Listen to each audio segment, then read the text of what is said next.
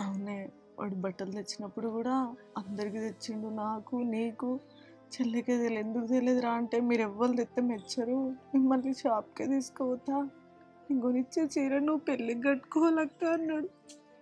పెళ్ళికి కట్టుకున్నా, పెళ్ళయింది, తమ్ముడు లేడు. ఇట్లయితుందని అస్సలు అనుకోలేదే.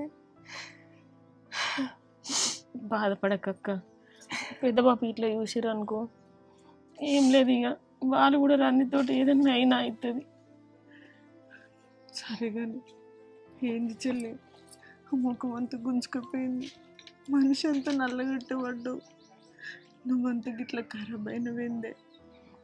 నాదేముందక్క, చెప్పుకుంటే ఏం లేదు కానీ ఇవరకే మీరే బాధలు ఉన్నారు. ఇక నా గురించి చెప్పుకొని మళ్ళీ మిమ్మల్ని బాధ పెట్టి నేను బాధపడు అద్దది అక్క. అట్లా అంటున్నవేందే? చిన్నప్పటి నుంచి ఏ విషయమైనా నువ్వు నాతో పంచుకుంటావు.